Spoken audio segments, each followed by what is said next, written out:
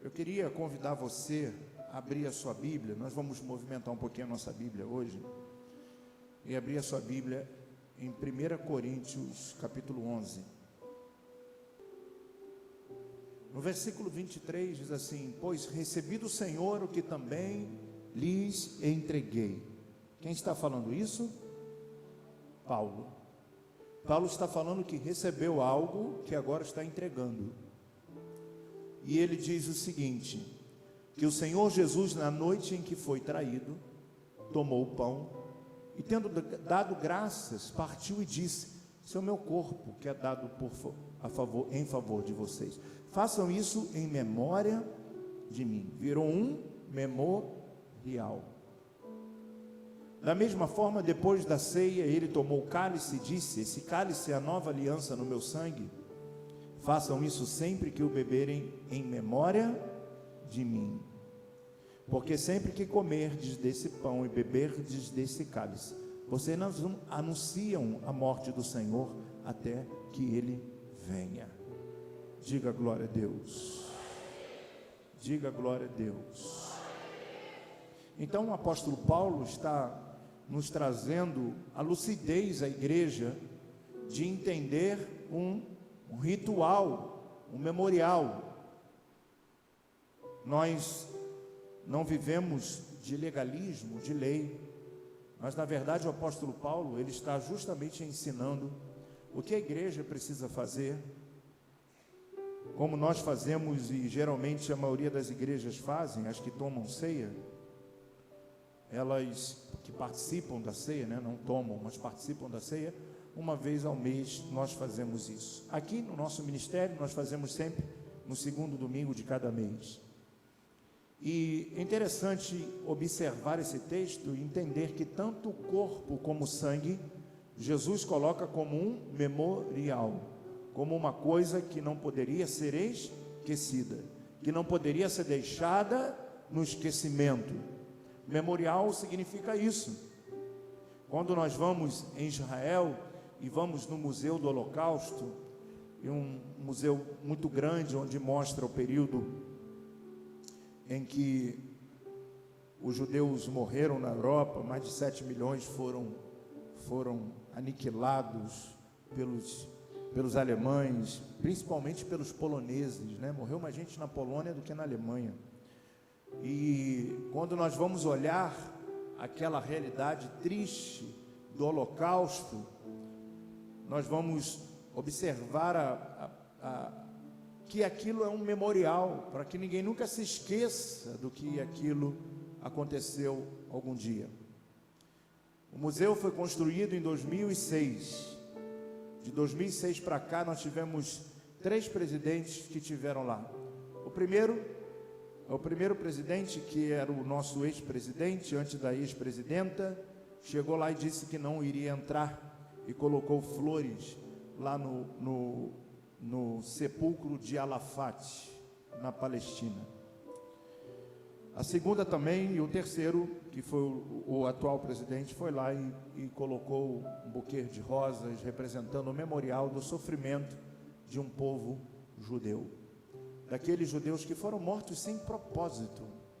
Se formos buscar e aprendemos isso pelos próprios judeus, contando a sua própria história, de que não tinha significado algum para eles ter aquela matança toda. Depois que passamos pelo Museu do Holocausto, entramos num outro museu chamado o Museu do Cristal, que existe apenas um prisma que reflete nas paredes e elas vão projetar 2 milhões de imagens, e 2 milhões de imagens representando os 2 milhões de crianças que foram mortas naquela chacina. E nós ouvimos, ao passar por aquele lugar, nós ouvimos um CD, né, uma mídia, nos dias de hoje não tem mais CD, mas dizendo o nome das pessoas. Um exemplo: Cláudia nasceu no dia tal, morreu no dia tal. E é tão interessante isso, observar que quando se fala o nome de uma pessoa, aquilo fica 24 horas, mesmo quando fecha lá dentro fica falando o nome das pessoas durante 24 horas, o nome daquela pessoa só vai repetir depois de 2 anos, para vermos o tamanho da chacina. O memorial que é deixado, e todas as vezes que eu já não vou, não tenho mais prazer de entrar naquele lugar, e principalmente os guias, mas quando nós vamos e entramos, é uma reação comum das pessoas que voltam na caravana. Elas entram no ônibus e todo mundo em silêncio, não tem muito o que falar, porque aparecem as realidades, os sapatos das crianças, dos homens que foram achados, das câmeras de gás, de como funcionava isso, dizendo: olha, vocês estão livres, vocês estão saindo da Europa, estão indo para outro lugar. E quando se abria as portas dos trens, eles entravam direto numa câmara de gás e todos eram chacinados sem propósito, e virou um memorial para que todo mundo nunca se esqueça de que houve uma chacina. Jesus, o apóstolo Paulo, ele quando tem o entendimento do que representava o corpo e o sangue de Jesus, ele então deixa tanto o corpo como o sangue, e ele diz: olha, quando fizer isso, faça como um memorial. Lembrem-se do dia, da noite que ele foi traído. Lembrem-se de que ele repartiu do seu sangue, o sangue da nova aliança, do seu corpo, que foi ferido por causa de mim e de você. Lembre-se desse memorial. Hoje, o que está diante de nós não é apenas uma mesa linda, preparada pelas irmãs que fazem isso com tanta excelência, mas um memorial de que todo mês nós sentamos à mesa com o Senhor para renovarmos a nossa aliança e lembrarmos que só estamos de pé por causa desse sangue e por causa desse corpo. Esse memorial especial que o Senhor deixou. Ele não estava naquela mesa, ele não participou. O apóstolo Paulo, ele vai surgir na era do cristianismo, no primeiro século, já em Atos, no capítulo 9, como Saulo e depois como Paulo, e vai começar então toda a estrutura do livro de Atos, quando Paulo começa a sua primeira, segunda, terceira viagem missionária. Então, na realidade, Paulo, ele tem uma revelação daquilo que acontece naquela mesa, daquilo que está acontecendo, daquilo que os seus amados irmãos, os seus amigos apóstolos contaram, daquilo que ele não tinha vivido, mas mesmo assim, mesmo sem ter vivido o momento, quando ele vai falar à igreja de Corinto e vai haver uma ministração, ele lembra que isso era um memorial, para nunca deixar esquecido.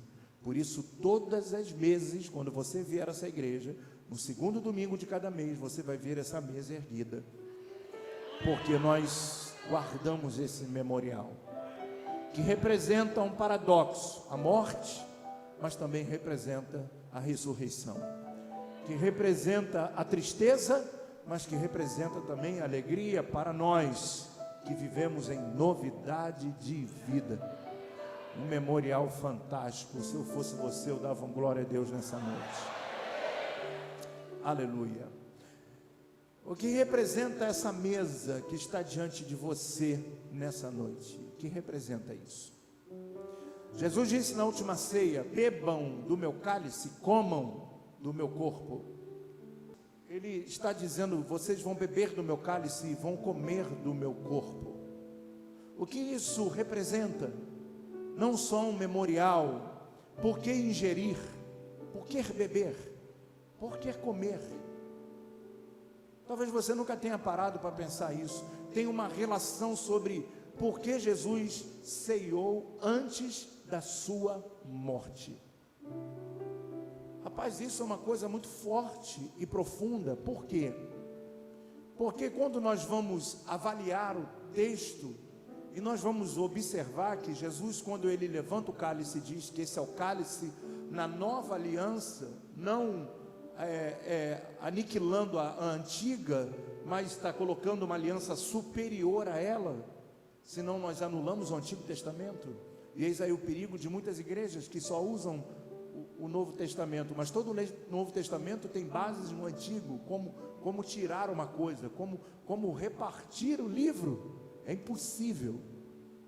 Mas cada um com a sua doutrina. A questão é que a partir do momento em que nós estamos olhando para a antiga aliança, e vamos avaliar em Levítico capítulo 16, que Jesus está falando sobre uma nova aliança, um sangue que iria perdoar, que iria transformar, que iria fazer com que as pessoas fossem libertas, fossem salvas, fossem transformadas. E na realidade essa questão, como era feito no Antigo Testamento, a aliança antiga,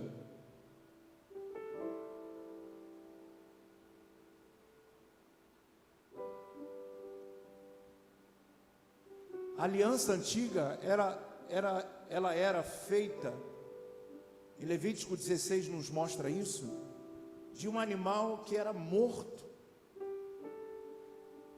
inocente, de 1 a 4 anos, um cordeiro era escolhido, imolado no átrio, no altar do holocausto, depois recolhido o seu sangue, e era levado uma vez por ano no santíssimo lugar e aspergido sobre o propiciatório, que é a tampa da arca da aliança.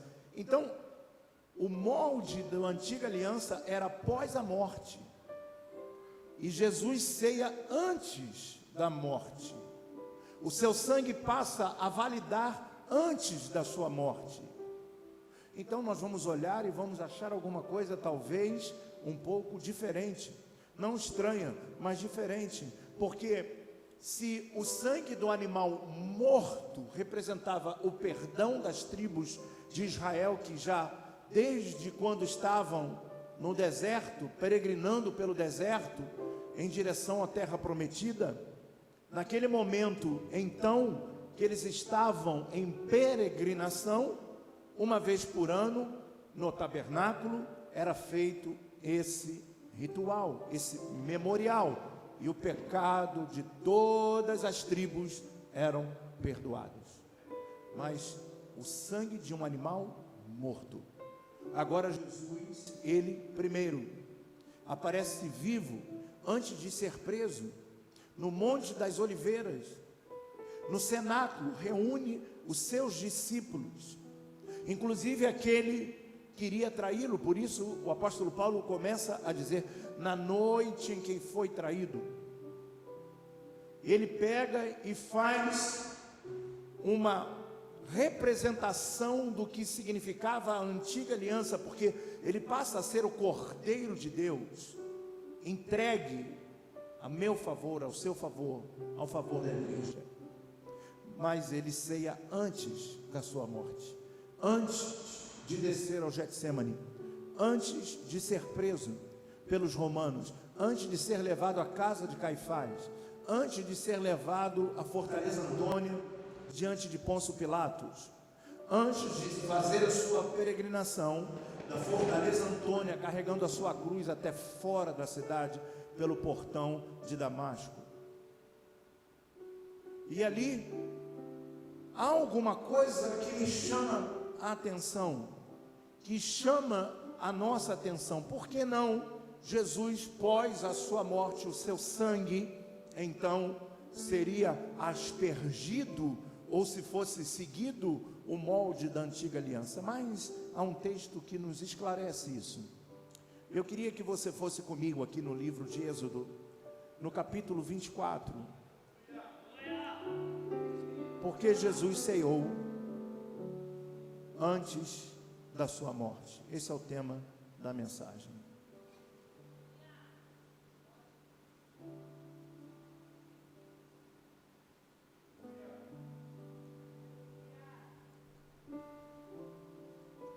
No capítulo 24 de Êxodo, eu queria que você lesse com calma comigo, e diz o seguinte: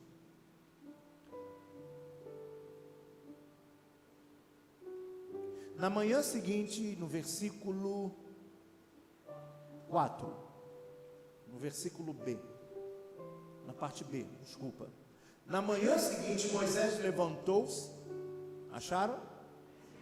Construiu um altar ao pé do monte e ergueu 12 colunas de pedra, representando as 12 tribos de Israel. Em seguida, enviou jovens israelitas que ofereceram holocausto e novilho como sacrifício de comunhão ao Senhor. No versículo 6 diz: Moisés colocou metade do sangue em tigelas e a outra metade derramou sobre o altar. Em seguida, leu o livro da aliança para o povo e eles disseram: faremos fielmente tudo o que o Senhor ordenou. Diga aleluia.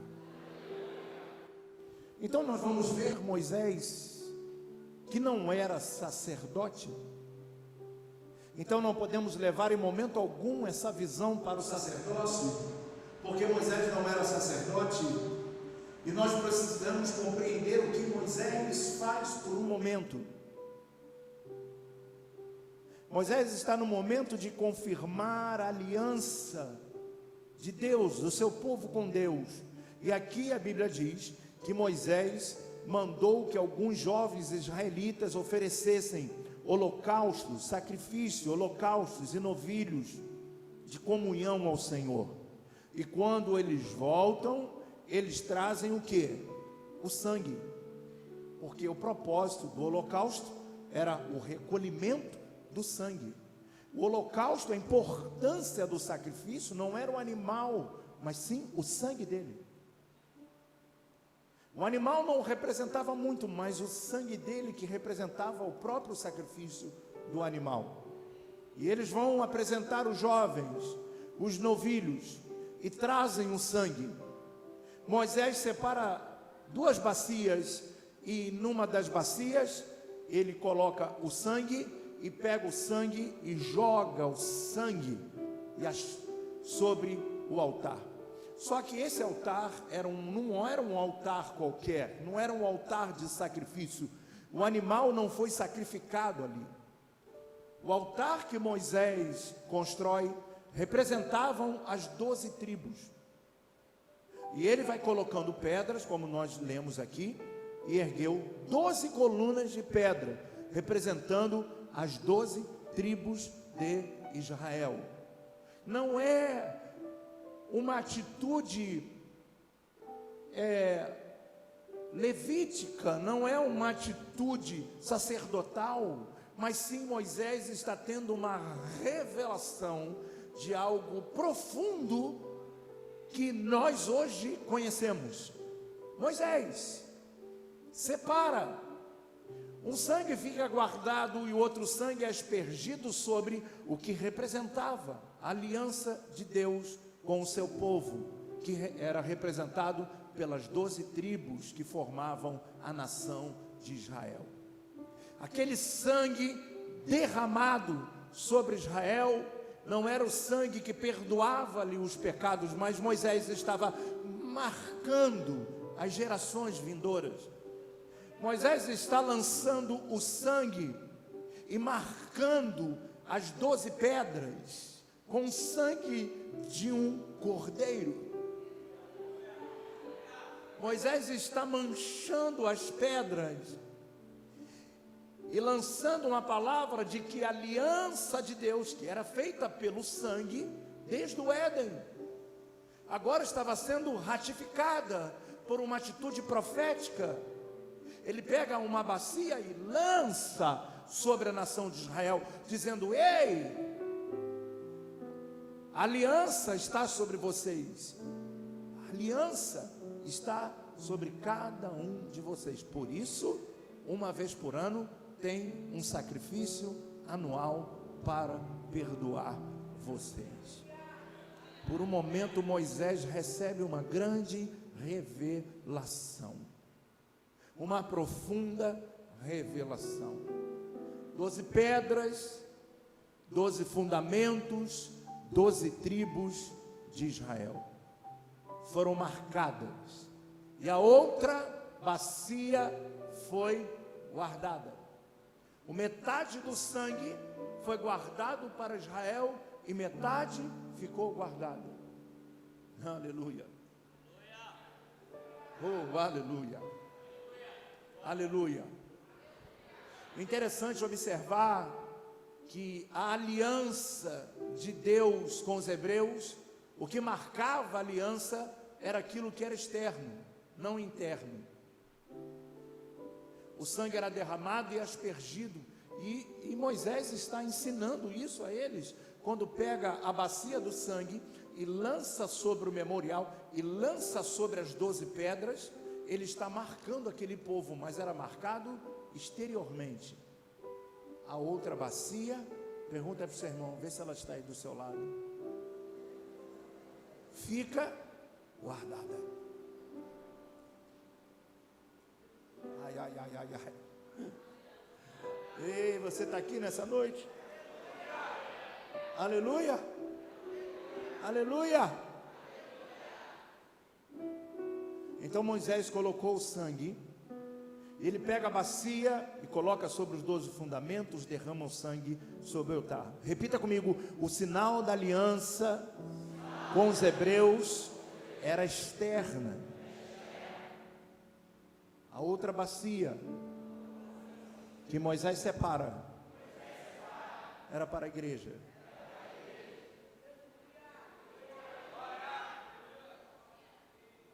E eu quero que você entenda, quando Jesus reúne os seus discípulos, que são 12 fundamentos, a igreja, 12 pedras, a nação de Israel, e Jesus, ele vai reunir os seus discípulos para fazer a mesma coisa, só que agora, que o que para eles era externo, para a igreja é interno. Comam, bebam.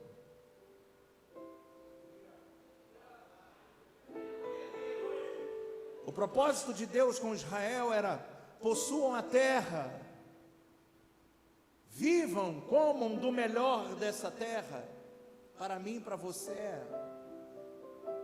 Transforme a sua vida, se liberte, se cure. E isso só pode acontecer de dentro para fora. De dentro para fora. Rapaz, que visão, que coisa extraordinária. Que momento extraordinário quando Moisés tem a visão. São os 12 fundamentos da igreja. Ele fala a mesma coisa que Moisés. Esse é o sangue da aliança. Ele está falando que para a igreja esse é o sangue do conserto. Esse é o sangue da salvação. Esse é o sangue da expiação. De um inocente que foi morto em favor de um desfavorecido, pecaminoso. Quando você para olhar a sua vida do passado, você vai entender um pouquinho o que representa a salvação. Para muitos aqui, que nessa época, o seu foco de vida era estar pagando ainda a fantasia para sair no carnaval. Para muitos aqui, o seu foco de vida era estar fazendo coisas que não tem nada a ver com a sua realidade de vida hoje em Cristo, que estaríamos gastando as nossas finanças nos botecos, estaríamos gastando a nossa saúde nos cigarros, nos vícios. E agora começa um processo de dentro para fora. E Moisés faz isso inspirado pelo Espírito de Deus. A outra bacia era para a igreja. É a vida para aquele que está morto, sem vida. A diferença é que a aliança de Moisés era externa. Só podia ser perdoado os seus pecados até pecarem novamente. Uma vez por ano, o sangue os purificava. Então o sangue tinha prazo de validade. Que dia é hoje? dia 10 de abril de 2023, o sumo sacerdote tinha que entrar de novo, porque acabava a validade daquele sacrifício que era feito durante um ano. Mas agora a diferença é que na outra bacia, o sangue que estava separado, que seria aspergido sobre os fundamentos da igreja, que são os 12 discípulos que se tornaram apóstolos. Por isso nós vamos entender que quando começa a igreja em Atos dos Apóstolos, tem que haver um substituto de Judas. Não poderia ser 11, não poderia ser 10. E quem substituiu Judas? Matias, que substituiu Judas no seu processo, continuou 12, porque o sangue é para os 12, os firmamentos, um para Israel e outro para a igreja, um por fora e o outro por dentro. Nós não podemos esquecer que na época do Egito, quando eles estavam prestes a sair, quando Deus manda a última praga, que foi o anjo da morte que passou e matou os primogênitos no Egito, Deus mandou que eles sacrificassem, pegassem o sangue e marcassem os umbrais da sua porta. Nenhum hebreu que tinha os umbrais da porta manchado de sangue, nenhum filho de um hebreu primogênito morreu. Mas aqueles que não tinham aliança, infelizmente, morreram. E olha que coisa interessante, como o sangue cobria por fora, como o sangue marcava por fora. Mas agora estou falando de algo superior. Por isso não existe Velho Testamento, e sim Antigo Testamento. Nós temos que tomar muito cuidado até com o que falamos, porque as duas bacias foram separadas, e há promessas tanto para um povo quanto para outro povo. E para nós que somos o povo de Deus, a igreja de Cristo, ainda temos o direito, por sermos enxertados, como Paulo diz na sua carta aos Romanos no capítulo 11, a viver as bênçãos que Deus derramou sobre Abraão. Bendita será a tua casa, a tua família, benditos serão os teus filhos, os frutos dos teus filhos, benditos serão os teus celeiros, benditos serão a tua renda, bendita será a tua madre, bendito, bendito, bendito,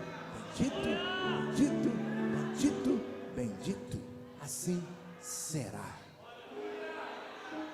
Diga: eu creio nessa palavra, eu tomo posse dessa palavra. Aleluia, aleluia, aleluia. A diferença é que a aliança de Moisés era externa e só podia ser perdoado os seus pecados até pecarem novamente. Mas a outra bacia para a igreja traz o propósito do sangue de Cristo, do Cordeiro sacrificado. E agora é interno. Significa que a igreja tem o direito de mudarmos de dentro para fora. Ei, coloca a mão no ombro do seu irmão com muito carinho, com muito amor, e diga para ele: nós temos o direito, por aquela bacia que Moisés guardou, que representava o sangue de Cristo, tem o poder de nos transformar de dentro para fora. Aleluia. Eu não tenho o direito só de me tornar crente, eu tenho o direito de ter uma vida de crente. Eu não tenho o direito só de frequentar a igreja, eu tenho o direito de ser igreja onde eu for. Eu não tenho só o direito de me reunir na ceia para sentar à mesa, mas eu estou sentado com Ele à mesa, quando eu estou para me alimentar e digo: Pai, obrigado por esse alimento que o Senhor me deu. Ele está lá, sentado comigo. Aleluia. É uma vida, é uma manifestação que hoje que quem atua dentro dessa realidade de nova vida é o Espírito Santo de Deus, que foi enviado em Atos 2. A profecia de Joel se cumpriu, e quando a profecia de Joel se cumpre, E quando eles estavam reunidos no cenáculo, cerca de 120 pessoas em Jerusalém, há um barulho, há um som, há um terremoto, e o fogo de Deus desceu, e esse fogo era aquela bacia que Moisés guardou sendo derramada para a igreja.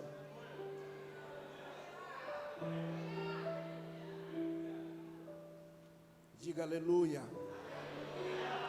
Diga aleluia. O que adulterava, não adultera mais. O que matava, não mata mais. O que roubava, não rouba mais. O que enganava, não engana mais.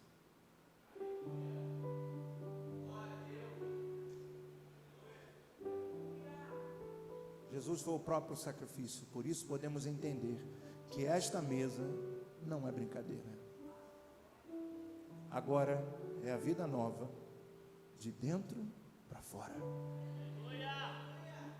Quando eu como, começa um processo de dentro para fora.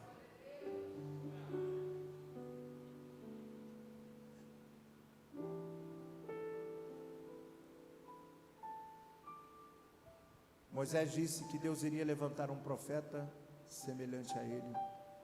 Você pode colocar aí para mim? Tem como colocar? Deuteronômio 18:15. Por favor. O Senhor, o seu Deus, levantará do meio dos seus próprios irmãos um profeta como eu. Ouçam-no. Ei, ei, ei, ei, ei, ei, ei. Ei, ei, ei, ei, ei, ei. Quem disse isso? Moisés. Olha que coisa incrível. Quando vamos falar de escatologia, nós falamos dos livros de alguns profetas, maiores e menores. Vamos falar do livro de Salmos, mas Moisés entra nessa história. Moisés estava numa comunhão tão profunda com Deus, num relacionamento tão profundo com Deus, que ele tem uma visão, uma revelação, além daquele momento, do que ele vivia com as tribos. Ele passa a ter uma visão de que surgiria, deixa lá por favor. O Senhor, seu Deus, levantará do meio dos seus próprios irmãos um profeta como eu. Ouça-no. Ouça-no, porque ele está carregando a bacia que eu guardei. Uma bacia já foi derramada. Há uma aliança de Deus com Israel. Há uma história de Deus com esse povo. E essa história vai continuar após o arrebatamento da igreja. Mas Deus também tem uma história com a sua igreja, que é considerada sua noiva. E esse relacionamento de Deus com a sua igreja é o mesmo relacionamento que Deus tem com o seu povo chamado Israel. Nada mudou. E eu quero que você entenda que os sangues são derramados, mas Moisés só poderia derramar sobre o memorial. Do nada ele levanta 12 pedras e derrama o sangue. Ele abençoa, ele consagra. Ele diz: esse é o sangue da expiação, mas virá o sangue superior a esse sangue, que vai ter que ser feito de dentro para fora, que não vai ser apenas aspergido sobre o rosto de ninguém, marcando a sua vida, ou passando um pouco de sangue sobre a tua testa. Não, mas o sangue que nós vamos beber, o corpo, o pão que nós vamos comer. Diga aleluia. Por isso a outra bacia ficou para Jesus e derramou sobre os seus discípulos, sobre os seus fundamentos. Ele pega a bacia de Moisés. Ouçam isso, que profundo é isso. Ele pega a bacia de Moisés. Vou conjecturar para que você possa entender. Ele está sentado à mesa e era uma ceia. Eu quero dizer para você que ceia não era algo, era um jantar. O nome que se dá para o hebreu é ceia. 6 horas da tarde os judeus se reúnem para comer. E Jesus vai sentar com seus discípulos para comer. Mas por um momento ele sentado, Jesus puxa embaixo da mesa uma bacia que ninguém entendeu nada. Ele pegou aquela outra bacia que tinha sido separada, botou em cima da mesa, pegou o seu cálice, encheu e disse: esse é o cálice da nova aliança no meu sangue. Aleluia. Por um momento, Moisés recebe algumas revelações de que Pedro iria decifrar, de que João na ilha de Patmos iria decifrar, que quando Pedro, no capítulo 1 da sua carta, no versículo 19, ele diz que Cristo, coloca aí para mim, 1 Pedro 1,19, por favor, vamos entender isso. E Moisés lá atrás está tendo essa revelação, mas pelo precioso sangue de Cristo, como de um cordeiro sem mancha e sem defeito, conhecido antes da criação do mundo, revelado nesses últimos tempos em favor de vocês. Não está falando desse tempo de hoje, mas está falando do tempo da igreja primitiva, revelado para vocês. Moisés está tendo essa revelação daquilo que Pedro então fundamenta. Pedro entende a bacia e vai fazer o fundamento da bacia. Bom, se essa bacia, naquele momento lá, o sangue era apenas um ritual, era apenas um memorial que Moisés separa. Aquele sangue não ficou guardado porque o